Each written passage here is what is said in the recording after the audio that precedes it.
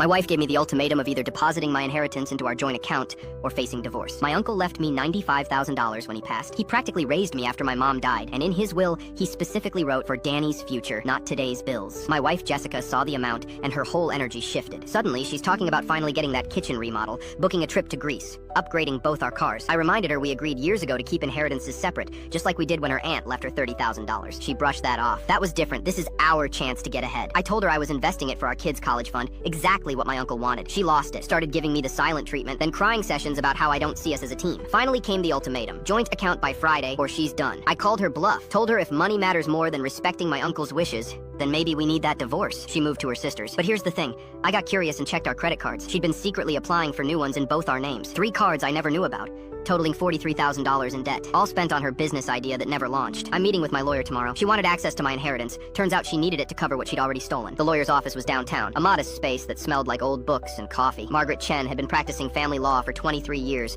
and her reputation for being thorough was exactly what I needed. I brought every document I could find: bank statements, credit reports, the applications with forged signatures, and my uncle's will. She spread everything across her desk, her reading glasses perched on her nose as she examined each page. "This is fraud," she said flatly. "Your wife opened credit accounts using your information without consent. That's identity theft, even between spouses." My stomach turned. Hearing it said out loud made it real in a way it hadn't been before. This wasn't just a betrayal of trust. This was criminal. "The inheritance is protected," Margaret continued, "especially since you have documentation of your prior agreement about keeping inheritances separate, and particularly because of the specific language in your uncle's will. She has no legal claim to it." I felt relief wash over me, followed immediately by sadness. 10 years of marriage, 2 kids, and it had come to this. Sitting in a lawyer's office, discussing fraud charges against the woman I'd promised to love forever. "What about the debt?" I asked. "Am I responsible for what she spent?" Margaret leaned back in her chair. "That's more complicated. We'll need to prove you had no knowledge of these accounts and received no benefit from the spending. Walk me through what she claims she spent it on." I explained Jessica's business idea, a boutique clothing store she'd been planning for years. She'd taken some online courses, created mood boards, talked endlessly about it at dinner parties. I'd been supportive, or thought I had been, but she'd never shown me a business plan,